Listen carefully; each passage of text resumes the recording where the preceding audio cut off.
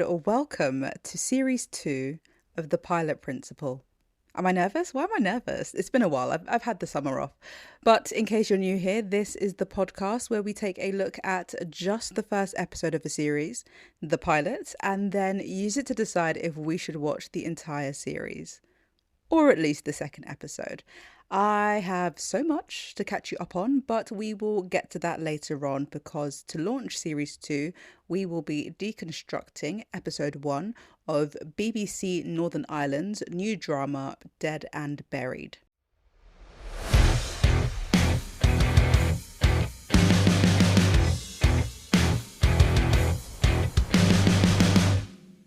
Yes, we are only here to judge the pilot, but as we do have the series synopsis at our disposal, it's good to use it to get some context. So the series synopsis for Dead and Buried tells us this.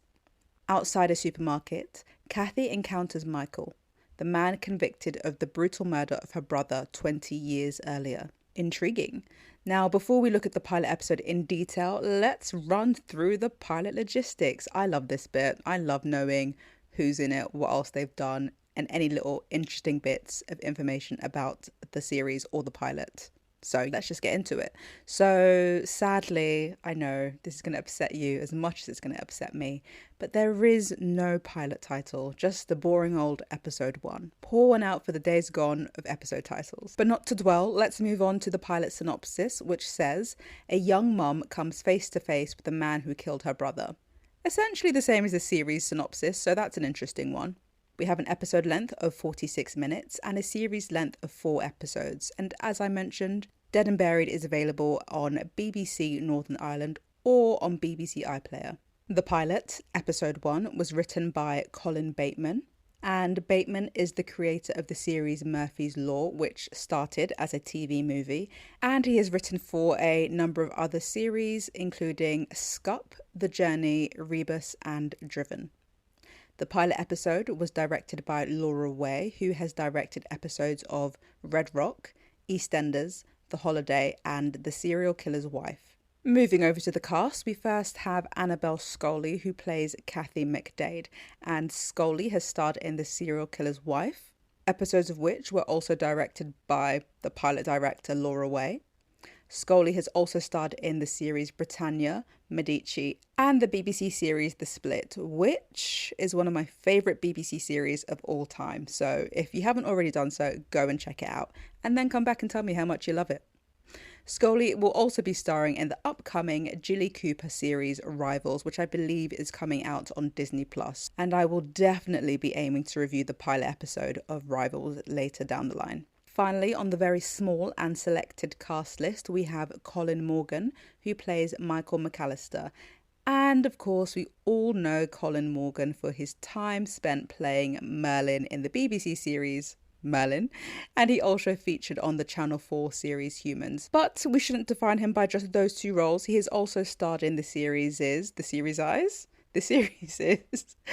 Fall and The Killing Kind, and he also starred in the Oscar winner Belfast, which also starred Jamie Dornan, and Jamie Dornan starred in The Fall, which I've only watched 1 series of and do eventually intend to go back to.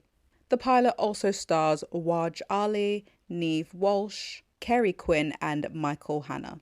And interestingly, Dead and Buried is actually based on the original stage play Bag for Life, which was written by Colin Bateman.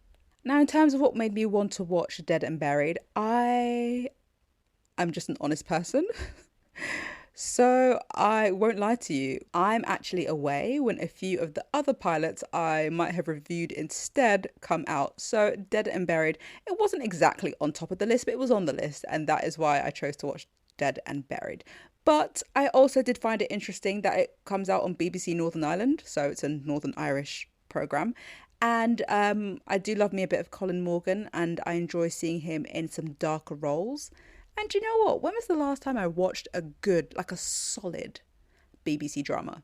Genuinely. And I'm talking new series. I genuinely cannot remember the last time. And yeah, I'm just trying to keep the hope alive for BBC by, trucking on and tuning in even when I really, really, really don't want to. But I did want to in this case, so we're clear. Anyway, if you have made it this far and you are enjoying yourself, then do me a favour and tap or click on that follow button. I'll give you a second. Okay, thank you. Right, let's get into the first 10 minutes of the pilot episode of Dead and Buried. Why the first 10 minutes, you wonder? Well, because the first 10 minutes of a pilot should essentially set the stage and give us an idea of who the characters are, the tone, the world, the story, the norm, and get us into what will then play out across the rest of the series. So those first 10 minutes are very important. And the first 10 minutes of episode 1 of Dead and Buried goes like this. We meet our main character, Cathy, at a therapy session, and her therapist is telling her to put certain memories away in a box and then place that box in a shed. While the therapist talks, we do in fact watch as Cathy drags what seems to be a body towards the imaginary shed. She is drenched in sweat and blood stains her forehead. It's quite interesting that without even seeing the body, we can imagine that that's what she's dragging across the floor. There is something wrong with all of us, okay? Anyway, then we see Cathy again as she rushes to put her shopping trolley away in the rain, and she bumps into a nice and friendly man at the supermarket. His presence sends Cathy into a tailspin. She recognises this man as Michael McAllister, who was sent to prison 20 years ago. She does some digging and finds out that he is out, and we don't know what he's done to make Cathy so furious, except for, the fact that it is in the pilot and series synopsis. But Cathy finds out that ultimately Michael has served his time, he's served his probation, and he is now a free man. Cathy is unable to let it go and creates a fake Instagram account and sends Michael a message. And that is about the 11-minute mark. Dun dun dun. And as an intro, it's okay. I'm intrigued about the body being dragged. Is it a real body or a metaphorical body? What did Michael do to Cathy? Yes, technically we know that Michael allegedly killed her brother, but how, why, when, etc. And finally in this introduction we can see that Cathy is bubbling. She's boiling over with rage. And I'm already starting to wonder how far she's about to take things. Looking at the two main characters a little closer, starting with Cathy McDade, we see her as a teacher and a mum who is dealing with the traumatic events of her past. She clearly wants to make Michael McAllister pay, but what she actually needs to do is let the past go and move on. In the pilot, we watch Cathy's actions towards Michael begin to escalate, so she sends a pizza to his house. And then later on, she sends a hearse to his house, having told the funeral company that Mrs. McAllister has recently died. She hasn't. It's a pretty dark joke, and we think that will be the end of it. That's enough to sort of get the rage out of Cathy's system. But it isn't, as she continues to message Michael over Instagram, and we watch as initially her texting seems to be born of anger, but then it moves over to be flirtatious. And it's a bit like, what's your aim here, hon? Because this is getting a little odd. We watch over the course of the pilot episode as Cathy's character begins to change. So she stops taking her medication, though we have no idea what this medication is for. And Cathy begins to lie to her friend, her husband. She drinks more and becomes hyper-focused on Michael to the point where she forgets to pick up her kid from school. It's funny because even though I'm screaming at Cathy to take a step back and relax, I'm not really on her side. I feel like I need more of a reason to anchor all of this behaviour. Moving on to Michael McAllister, the source of Cathy's erratic behaviour. So what we know about Michael is that he is married with a kid, and he works for his father-in-law, who is very present in his life. Because of Michael's previous convictions, he has to work over the border in the Republic of Ireland, I believe. But he's desperate to stop relying on his father-in-law, who also pushes him to attend a religious gathering, the Brothers of something. Now, Michael basically seems like a really cool guy, except for the fact that he's a married man who is randomly flirting with someone who slipped into his DMs on Instagram. And it's interesting because I like Michael. Well, I like him well enough. We aren't given too much insight into his life, but the way he acts like a regular guy, it makes us question whether he did this thing that Cathy is accusing him of doing. And the dynamic between this woman who is spiraling and this put-together man is so fascinating because we end up rooting for the wrong person. But who knows, we don't have all the pieces of the puzzle, so for all we know, Cathy is the bad guy and Michael is in fact innocent.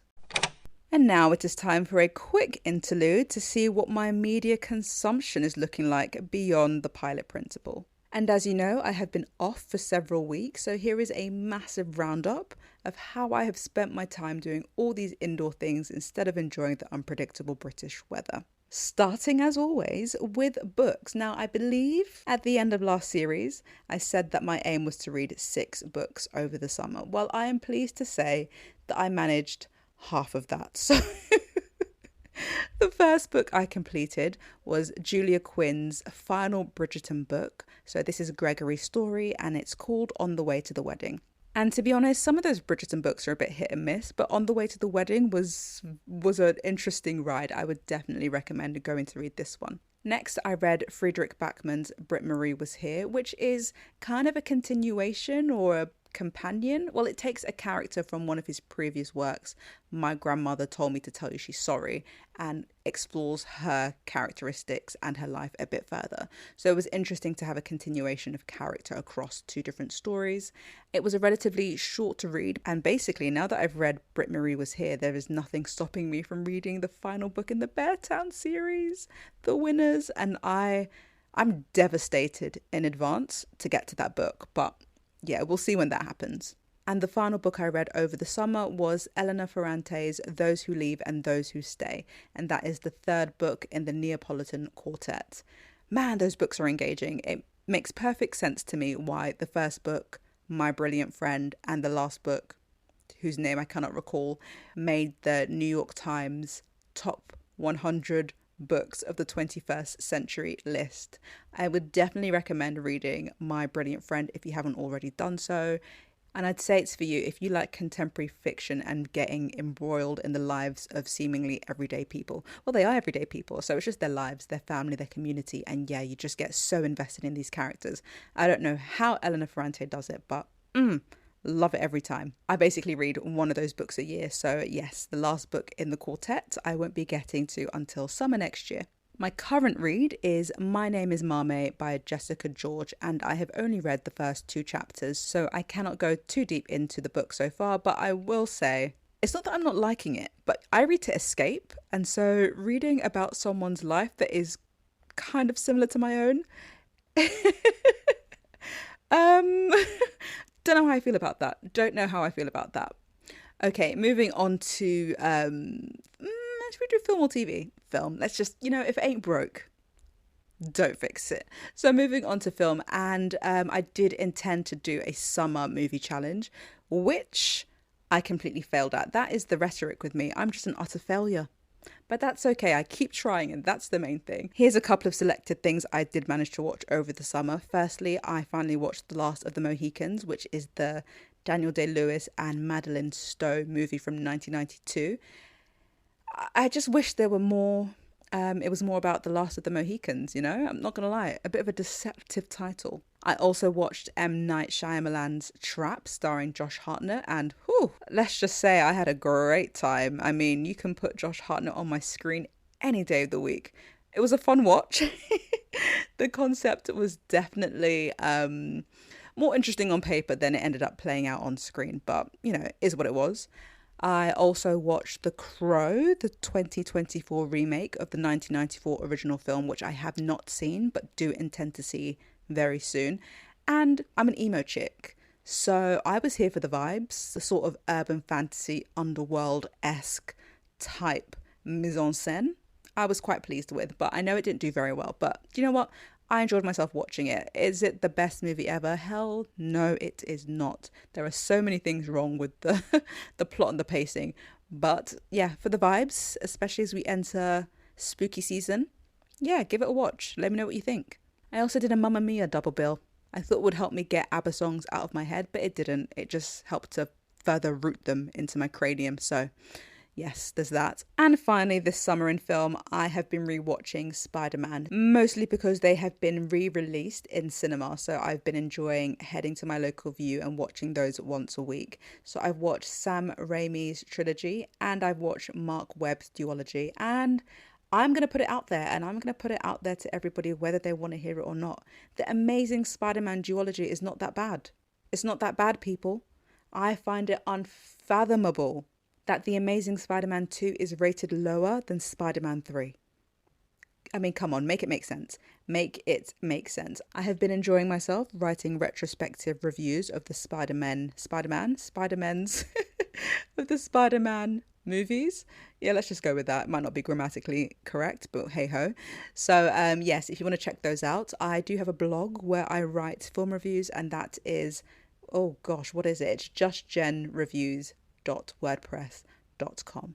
Moving over to the land of TV, there's been a lot of discourse online over how shows are being cancelled too soon.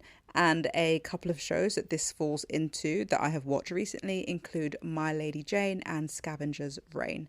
My Lady Jane was a nice easy watch, and Scavenger's Reign was a weird one. It's a weird animation, but you know what, by the end I really got into it, even though it was a bit of a slow start. Now, I don't have too much to say over the whole cancelled shows discussion, mostly because I'm talking to myself, and I will just go on and on and on without anybody to stop me. So in terms of what else I watched over the summer, I did get around to finishing series 2 of The Responder on BBC. I also finished The Umbrella Academy and personally loved the Five and Lila storyline. I also watched The Jetty on BBC, which starred Jenna Coleman. Is that right? 11th Doctor's companion and then 12th Doctor's companion? Yeah, I'm going to go with Jenna Coleman. I kind of want to say Jenna Louise Coleman, but I don't know why I would just be middle naming her like that. Anyway, watch The Jetty, 4 episodes. It's very dramatic. It's very dramatic. And you know what? Didn't like her as a main character. I started watching Blood of Zeus series 2, but I haven't picked it up beyond the 3rd episode. It's just not quite hitting the same way that series 1 was hitting. I also started watching Alex Rider over on Free TV, whatever it's called, that's connected to Prime Video. And I stopped after 3 or 4 episodes because a bit of a snooze fest. And in a way, this dives into this other discourse about anti-intellectualism, which I am not going to go into, but that's what Alex Rider made me think of. Apparently it's got 3 series now. I could be wrong. Perhaps it gets a lot better. If someone comes and tells me that it does, I will push through to the end of the series. But for now, nah, life's too short, mate. And most recently, finally, I started watching Chaos over on Netflix. And yeah, so far it's all right. And finally, something else that has started, but I haven't started watching yet, is Only Murders in the Building. And I freaking love Only Murders in the Building, but I don't understand why it comes out at summer. It's clearly an autumn show. It's a cozy mystery. I don't read cozy mysteries in the heat. You read cozy mysteries when it's snuggle weather. Snuggle weather is towards the end of October, so I will be saving up my episodes, as I always do, of Only Murders in the Building. But yeah, I'm stinking looking forward to getting there. And I will be letting you know what else I'm looking forward to diving into this month, specifically to review on the pod. So stay tuned for that, because I've been going on for too long now, and it is time to get back into scrutinising the unnamed pilots of Dead and Buried. In terms of what made episode 1 of Dead and Buried a strong pilot, I would say it was its minimalism. So that's in terms of the characters, the location and the plot. So there was no B-plot, just other parts of Cathy and Michael's lives that informed the central story. There was also a really good sense of building up tension, and that came through watching Cathy's escalation as she tried to get back at Michael. Finally, I would say a plus side is that the pilot episode didn't feel like a play, considering it was adapted from a play, which is interesting because normally you can very easily tell, so it just shows that some care was taken into making sure that the play Bag for Life was translated in a more palatable way for the small screen. Now, in terms of what I feel like made episode 1 a relatively poor pilot, I would say that Cathy's emotional progression doesn't flow. So she goes from being shocked at seeing Michael in real life to angry, to flirty, to dangerous. And then we find out that she stops taking the medication, that she's supposed to be taking medication, but we don't know if that is or isn't feeding into her sudden neurosis over Michael. Now, I understand that Cathy doesn't know what she wants, but it would help us understand the lengths that she is willing to go to if we knew what exactly happened to her brother. Another thing that didn't quite work, that felt a little bit disjointed, was the placement of the therapy session. So I believe we see Cathy in therapy about 3 times. However, it's hard to understand when these therapy sessions are taking place. in time?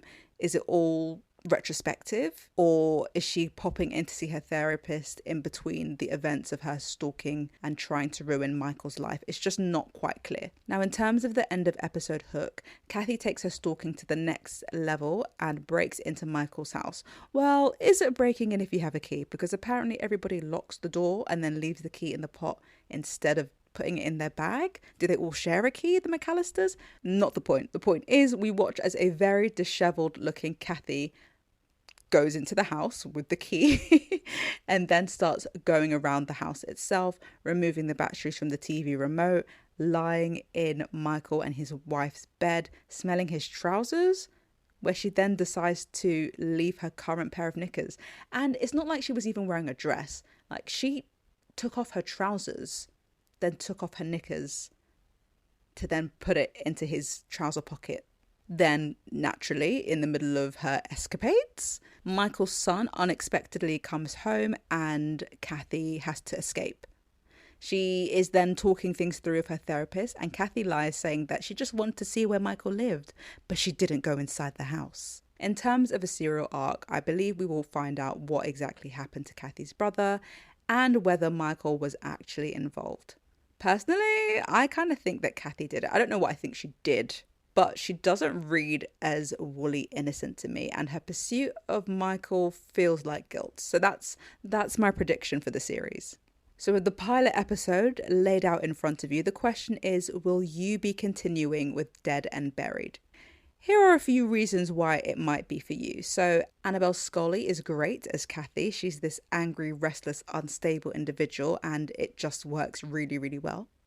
If you like shows that give you anxiety because thinking about the pilot is increasing my BPM, then yes, Dead and Buried could in fact be for you, as you'll likely see Cathy continue to escalate and eventually be caught. And another reason why you may want to continue with Dead and Buried is that it's short. It's only got 4 episodes, and at 45 minutes you will be done in less time than a Snyder director's cut. On the flippity flip side, here are some reasons why Dead and Buried might not be for you. The plot is a little bit weak. There is this big mysterious thing that Michael did, but he's done his time, and Cathy being the only one who is angry, it feels a bit isolating. It's like her anger exists in a complete separate world to everyone else, and outside of this, there isn't much going on. Another reason why Dead and Buried might not be for you is that it feels a little meandering. So Cathy's husband, Michael's wife and son, their jobs, they all kind of feel like props that aren't feeding into the core story or have been fully formed enough to provide a solid secondary